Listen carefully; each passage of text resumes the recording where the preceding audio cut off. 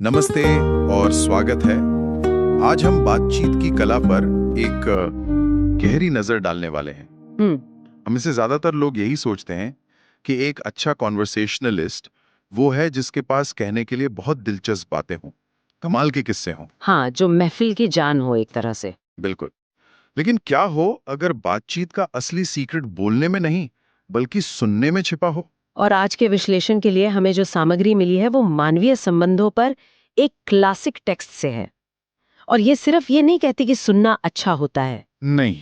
ये इसके पीछे के मनोविज्ञान को खोलती है कि ये इतना शक्तिशाली क्यों है और ये हमारी एक बहुत ही गहरी मानवीय जरूरत को कैसे पूरा करता है। सही बात है। तो हमारा मिशन सिर्फ ये दोहराना नहीं है कि सुनना जरूरी है, बल्कि ये समझना है कि इसे एक टूल की तरह कैसे इस्तेमाल किया जा सकता है। हाँ, व्यापार में, रिश्तों में। और यहाँ तक कि खुद को बेहतर बनाने में भी। तो चलिए इस विचार की गहराई में उतरते हैं।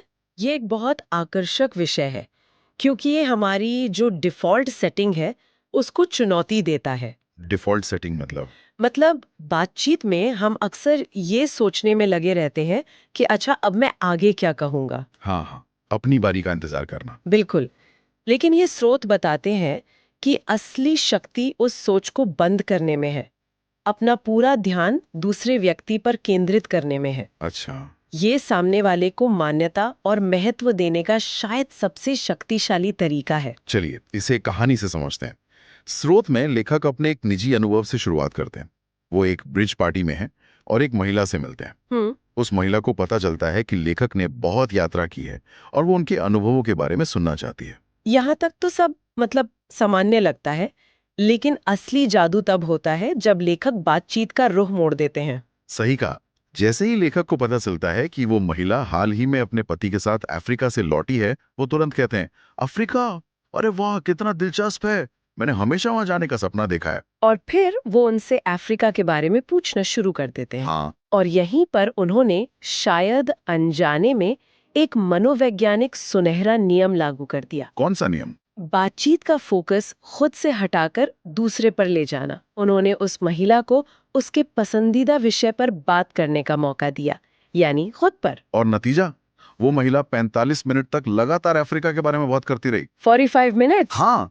और उसने लेखक से उनकी यात्रा के बारे में दोबारा पूछा ही नहीं। वो बस एक ऐसा इंसान चाहती थी जो सच में दिलचस्पी से उसकी बात सुने। एक और कहानी है एक वनस्पति शास्त्री की। हाँ, वो भी कमाल है। लेखक एक डिनर पार्टी में उनके बगल में बैठे थे और उन्होंने घंटों तक उनसे बात की। बात को यहाँ कोटेशन मार्क्स में रखना चाहिए, क्योंकि लेखक ने असल में तो शायद ही कुछ कहा हो। बिल्कुल। उन्होंने बस पूरे उत्साह और दिलचस्पी से सुना। वो सुनते रहे वनस्पति शास्त्री के बगीचे के बारे में, उनके प्रयोगों के बारे में। और यहाँ तक कि आलू को बेहतर बनाने के उनके प्रयासों के बारे में भी। हाँ, और सबसे मजेदार बात अंत में हुई। पार्टी खत्म होने पर उस वनस्पति शास्त्री ने मेजबान से कहा कि लेखक सबसे दिलचस्प कॉन्वर्सेशनलिस्ट में से एक हैं। ये कमाल का है और यही इस सिद्धांत के सार को पकड़ता है। जब कोई हमें इतने ध्यान से सुनता है तो ये एक ऐसी तारीफ है जिसे शायद ही कोई नजरअंदाज कर पाता है। ये एक तरह का, क्या कहते हैं, हेलो इफेक्ट भी है, क्योंकि लेखक ने एक क्षेत्र में यानी सुनने में इतना अच्छा प्रदर्शन किया तो वनस्पति शास्त्री ने मान लिया कि वो बाकी सब चीजों में भी दिलचस्प है। सही बात है। तो ये तो हुई सामाजिक स्थितियों की बात। लेकिन क्या ये सिद्धांत तब भी काम करता है जब दांव पर कुछ ज्यादा लगा हो, जैसे कि व्यापार में? स्रोत कहते हैं कि वहां ये और भी ज्यादा महत्वपूर्ण हो जाता है। हार्वर्ड के पूर्व अध्यक्ष चार्ल्स डब्ल्यू एलियट का मानना था कि सफल व्यावसायिक व्यवहार का कोई रहस्य है ही नहीं, सिवाय एक चीज के। सिवाय इसके कि आप जिससे बात कर रहे हैं उस पर अपना पूरा अविभाजित ध्यान दें। उनके अनुसार इससे बड़ी कोई तारीफ नहीं हो सकती। और जब इस नियम को तोड़ा जाता है तो नतीजे विनाशकारी हो सकते हैं। शिकागो के एक डिपार्टमेंट स्टोर की कहानी है। हाँ, श्रीमती डगलस की। हाँ, एक लंबे समय से वफादार ग्राहक श्रीमती डगलस एक फटा हुआ कोट वापस करने गई। यहाँ स्थिति को संभालने के दो तरीके थे और हमें दोनों देखने को मिलते हैं। पहला जो विनाशकारी तरीका था। हाँ, सेल्स क्लर्क ने तो उनकी बात सुनने की जहमत ही नहीं उठाई। उसने श्रीमती डगलस को बीच में ही टोक दिया और फिर बस एक साइन की ओर इशारा किया जिस पर लिखा था, सभी बिक्री अंतिम है। उसने तर्क दिया, बहस की और ग्राहक को लगभग चोर साबित कर दिया। ये क्लासिक गलती है। क्लर्क ने स्थिति को एक नियम की तरह देखा, एक इंसान की तरह नहीं। सही कहा। उसने ग्राहक की परेशानी, उसकी शर्मिंदगी, उसकी निराशा को समझने की कोशिश ही नहीं की। उसने बस कंपनी की पॉलिसी को एक ढाल की तरह इस्तेमाल किया। लेकिन फिर डिपार्टमेंट मैनेजर आई, जो श्रीमती डगलस को सालों से जानती थी, और उन्होंने बिल्कुल उल्टा किया। उन्होंने क्या किया? उन्होंने शांति से पूरी कहानी सुनी, कोर्ट की जांच की, और न केवल श्रीमती डगलस की बात से सहमत हुई, बल्कि यह भी कहा कि नो रिटर्न पॉलिसी क्षतिग्रस्त माल पर लागू नहीं होती है। अच्छा, उन्होंने कोर्ट बदल दिया और ग्राहक का विश्वास बनाए रखा। सुनना, यहाँ सिर्फ शिष्टाचार नहीं है, एक बहुत स्मार्ट व्यावसायिक रणनीति है। मैनेजर ने ग्राहक को यह महसूस कराया कि उसकी बात सुनी जा रही है, उसे महत्व दिया जा रहा है। इससे आधी समस्या तो वहीं सुलझ गई। बिल्कुल। इससे भी ज्यादा एक प्रभावशाली कहानी है जूलियन एफ डेटमर की। एक वूलन कंपनी के संस्थापक थे। हाँ, ये कहानी तो और भी गजब है। एक दिन एक नाराज ग्राहक उनके ऑफिस में धड़धड़ाता हुआ आया और घोषणा की कि वो न तो अपना बिल चुकाएगा और न ही कभी उनसे दोबारा सामान खरीदेगा। ये किसी भी बिजनेस के लिए एक दुष्स्वप्न जैसी स्थिति है। पहली प्रतिक्रिया हमेशा खुद का बचाव करने की होती है। लेकिन डेटमर ने ऐसा नहीं किया। उन्होंने शांति से बैठकर उस आदमी को अपनी पूरी भड़ास निकालने दी। बस सुनते रहे। हाँ ना, एक शब्द भी नहीं कहा, बस सुनते रहे। जब ग्राहक का गुस्सा ठंडा पड़ गया और वो चुप हो गया, तो डेटमर ने कुछ ऐसा कहा जिसकी उसे बिल्कुल उम्मीद नहीं थी। उन्होंने बहस नहीं की, उन्होंने उसे धन्यवाद दिया। हाँ, उन्होंने कहा, इस बारे में बताने के लिए, शिकागो तक आने के लिए आपका बहुत बहुत धन्यवाद। आपने मेरा बहुत बड़ा उपकार किया है। वाह। उन्होंने आगे कहा कि अगर उनका क्रेडिट डिपार्टमेंट एक अच्छे ग्राहक को इतना परेशान कर सकता है, तो ये एक गंभीर समस्या है और वो इसकी जांच करेंगे। ये शानदार है। ग्राहक तो लड़ाई की उम्मीद कर रहा था, पर उसे समझ और धन्यवाद मिला। मनोवैज्ञानिक रूप से इस तकनीक को इमोशनल वैलिडेशन कहते हैं। डेटमर ने यह नहीं कहा कि ग्राहक सही है, लेकिन उन्होंने उसकी भावनाओं को सही ठहराया। उन्होंने आगे कहा, अगर मैं आपकी जगह होता तो मुझे भी ठीक वैसा ही महसूस होता। ये लाइन तो जादुई है। बिल्कुल। यह तुरंत सामने वाले को रक्षात्मक मुद्रा से बाहर निकाल देती है। बहस करने के बजाय डेटमर ने एक गठबंधन बना लिया। उन्होंने कहा, हम दोनों एक ही तरफ है। और इसका नतीजा अविश्वसनीय था। ग्राहक का नजरिया पूरी तरह बदल गया। उसने सिर्फ बिल नहीं चुकाया। नहीं, उसने पहले से भी बड़ा ऑर्डर दिया, बाद में माफी मांगते हुए अपना पुराना बिल चुकाया, और जब कुछ साल बाद उसके घर बेटा हुआ, तो उसने अपने बेटे का मध्य नाम डेटमर रखा। सोचिए, ये सुनने की शक्ति का चरम उदाहरण है। एक विरोधी सिर्फ सुनने और भावनाओं को मान्य करने से जीवन भर का दोस्त और ग्राहक बन गया। बिल्कुल। ये सब सुनने में तो बहुत अच्छा लगता है, पर क्या इसकी कोई सीमा नहीं है? मतलब स्रोत ज्यादातर सफल कहानियों पर ध्यान केंद्रित करते हैं। आपका सवाल जायज है। क्या हमेशा चुपचाप सुनते रहना ही सही है? क्या हो अगर कोई बस बोलता ही जाए और रुके ही नहीं? हाँ, ये एक बहुत महत्वपूर्ण सवाल है, और यहाँ हमें सक्रिय सुनने और निष्क्रिय स्वीकृति के बीच अंतर करना होगा। ओके। स्रोत जिस सुनने की वकालत करते हैं वो निष्क्रिय नहीं है, ये एक सक्रिय प्रक्रिया है। इसका मतलब ये नहीं है कि आप बस चुपचाप बैठे रहें। इसका मतलब है कि आप सवाल पूछें, स्पष्टीकरण के लिए और गहराई में जाने के लिए, जैसे लेखक ने वनस्पति शास्त्री से पूछा था। तो ये सिर्फ चुप रहना नहीं है, बल्कि अपनी जिज्ञासा को सामने वाले की ओर निर्देशित करना है। बिल्कुल। सक्रिय सुनने का मतलब है, मैं आपकी बात को समझने की कोशिश कर रही हूँ। इसका मतलब ये नहीं है मैं आपकी हर बात से सहमत हूँ। अच्छा। आप कह सकते हैं, तो अगर मैं सही समझ रहा हूँ तो आपका मुद्दा ये है। ये दिखाता है कि आप सुन रहे हैं, लेकिन ये आपको असहमति के लिए भी जगह देता है। समझ गया। और अब इस कला को अपने सबसे करीबी रिश्तों में लाते हैं, घर पर। मिली एस्पोजिटो की एक कहानी है। उनके बेटे रॉबर्ट ने एक शाम अचानक उनसे कहा, माँ, मुझे पता है कि आप मुझसे बहुत प्यार करती हैं। ये किसी भी माता पिता के लिए सुनने वाली सबसे खूबसूरत बात होगी। हाँ, और जब उन्होंने हैरान होकर पूछा कि उसे ऐसा क्यों लगता है, तो बेटे का जवाब बहुत बहुत सरल था। क्या कहा उसने? उसने कहा, क्योंकि जब भी मैं आपसे किसी चीज के बारे में बात करना चाहता हूं, तो आप जो कुछ भी कर रही होती हैं, उसे रोककर मेरी बात सुनती हैं। ये सुनने में बहुत आसान लगता है, लेकिन शायद यही सबसे मुश्किल काम है। क्या चीज? टीवी, काम और बस अपना पूरा ध्यान देना। बिल्कुल। ये क्षण हमें याद दिलाता है कि बच्चों के लिए हमारा पूरा ध्यान देना प्यार का एक ठोस सबूत है।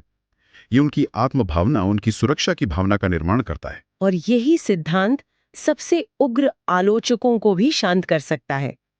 न्यूयॉर्क टेलीफोन कंपनी की एक कहानी है। हाँ, वो गुस्सैल ग्राहक वाली। हाँ, एक बहुत ही गुस्सैल ग्राहक था। वो कंपनी को गालियां देता, फोन को जड़ से उखाड़ फेंकने की धमकी देता और उसने पब्लिक सर्विस कमीशन में अनगिनत शिकायतें दर्ज कर रखी थीं। ऐसे मामलों को संभालने के लिए कंपनी ने अपने सबसे कुशल समस्या निवारक को भेजा। और उस प्रतिनिधि की रणनीति क्या थी? कुछ नहीं। मतलब उसका काम बोलना था ही नहीं। उसका काम एक शॉक अब्जॉर्बर की तरह था। हाँ, एकदम सही शब्द है। उसने लगभग 3 घंटे तक उस आदमी की शिकायतों और गालियों की बौछार को सुना। उसने बहस नहीं की, कोई सफाई नहीं दी, वो बस हाँ कहता रहा और उसकी हर शिकायत के प्रति सहानुभूति जताता रहा। उसने ग्राहक को अपना पूरा गुस्सा और भड़ास निकालने दी, उस जहर को सिस्टम से बाहर निकलने दिया। और इसका नतीजा अविश्वसनीय था। प्रतिनिधि ने उससे 4 बार मुलाकात की और हर बार वो बस सुनता रहा। चौथी मुलाकात तक ग्राहक एक बदला हुआ इंसान था। उसने अपने सारे बिल चुका दिए, लोक सेवा आयोग से अपनी सभी शिकायतें वापस ले लीं। इतना ही नहीं, और तो और, वो प्रतिनिधि उस ग्राहक द्वारा शुरू किए गए टेलीफोन सब्सक्राइबर प्रोटेक्टिव एसोसिएशन का चार्टर सदस्य भी बन गया। ये तो कमाल ही हो गया। यहाँ जो हो रहा है वो बहुत गहरा है। उस ग्राहक को असल में टेलीफोन सेवा से समस्या नहीं थी। उसे क्या चाहिए था? उसे महत्व की भावना चाहिए थी, जो उसे एक धर्म योद्धा की तरह लड़कर मिल रही थी। जब कंपनी के प्रतिनिधि ने उसे ध्यान से सुनकर और सहानुभूति दिखाकर वो महत्व दिया, तो उसकी शिकायत करने की मूल जरूरत ही खत्म हो गई। उसकी असली भूख मिट गई थी। बिल्कुल। इकट्ठा करने के लिए नहीं, बल्कि दूसरों को महत्व देने के लिए है, शायद सबसे बड़ा सबक है। और यह हमें एक आखिरी अविश्वसनीय कहानी की ओर ले जाता है, एडवर्ड बुक की। ये एक क्लासिक रैग्स टू रिचेस कहानी है, लेकिन इसके पीछे का रहस्य बहुत ही सरल और शक्तिशाली है। एक गरीब डच अप्रवासी लड़का जिसके पास केवल 6 साल की स्कूली शिक्षा थी, अमेरिकी पत्रकारिता के इतिहास में सबसे सफल पत्रिका संपादकों में से एक कैसे बन गया? इसका रहस्य उसकी एक बहुत ही सरल आदत में छिपा था। उसने सुनना शुरू किया, भले ही ये कागज पर था। हाँ, उसने प्रसिद्ध लोगों की जीवनियों को पढ़ा और फिर उन्हें सीधे पत्र लिखकर उनके बचपन के बारे में और जानकारी मांगी। वो जानकारी दे नहीं रहा था, वो जानकारी मांग रहा था। वो लोगों को अपने बारे में बात करने के लिए प्रोत्साहित कर रहा था, जो हर कोई करना पसंद करता है। और लोगों ने जवाब दिया। उसने जनरल ग्रांट, राष्ट्रपति पद के उम्मीदवार Garfield, Ralph Waldo Emerson, Lincoln जैसे लोगों को भी पत्र लिखे। हाँ, जनरल ग्रांट ने तो इस 14 साल के लड़के को रात के खाने पर बुलाया और उसके साथ पूरी शाम अपनी लड़ाइयों के बारे में बात की। यहाँ जो आकर्षक बात है वो ये है कि सुनने की ये कला उसके लिए शिक्षा और नेटवर्क बनाने का एक जरिया बन गई। दूसरों में वास्तविक रुचि दिखाकर उसने उन दरवाजों को खोल दिया जो किसी और के लिए बंद थे। इन वार्ताओं ने उसे वो आत्मविश्वास, वो ज्ञान और दृष्टि दी जिसने उसके पूरे जीवन को आकार दिया। तो आज की इस पड़ताल का सार क्या है? अगर आप एक अच्छे कॉन्वर्सेशनलिस्ट बनना चाहते हैं, तो एक चौकस श्रोता बने। हाँ। दूसरों को अपने बारे में बात करने के लिए प्रोत्साहित करें। ये स्वार्थी नहीं है, ये स्मार्ट है। लोगों को वो देना जो वो चाहते हैं, सुने जाने का अवसर। इससे रिश्ते बनते हैं, समस्याएं सुलझती हैं और जैसा कि एडवर्ड बोक ने दिखाया, ये सफलता के द्वार भी खोल सकता है। जैसा कि सामग्री में कहा गया है, याद रखें कि जिन लोगों से आप बात कर रहे हैं वे आपकी समस्याओं की तुलना में अपनी समस्याओं में 100 गुना अधिक रुचि रखते हैं। किसी व्यक्ति के लिए उसके दांत का दर्द चीन में आए अकाल से ज्यादा मायने रखता है, जिसमें 10 लाख लोग मारे जाते हैं। अगली बार जब आप बातचीत शुरू करें तो इस बारे में सोचें। और एक अंतिम विचार है जो सोचने पर मजबूर करता है। सामग्री में अब्राहम लिंकन का जिक्र है। अच्छा। गृह युद्ध के सबसे काले दिनों में उन्होंने अपने एक पुराने दोस्त को स्प्रिंगफील्ड से वॉशिंगटन बुलाया। लिंकन ने घंटों तक दास्ता को समाप्त करने की घोषणा के पक्ष और विपक्ष में बात की। लेकिन उन्होंने अपने दोस्त से एक बार भी उसकी राय नहीं मांगी। नहीं, उन्होंने बस अपने मन की बात कही। उन्हें बस एक साउंडिंग बोर्ड चाहिए था। हाँ। उस दोस्त ने बाद में कहा कि लिंकन को सलाह नहीं चाहिए थी, उन्हें बस एक दोस्ताना, सहानुभूतिपूर्ण श्रोता चाहिए था, जिसके सामने वो अपने विचारों को सुलझा सके। तो सोचने वाली बात यह है, कभी-कभी क्या सबसे बड़ी मदद जो कोई कर सकता है वो सलाह देना नहीं, बल्कि सिर्फ एक शांत, सहानुभूतिपूर्ण श्रोता बनना है। ताकि कोई व्यक्ति अपने विचारों को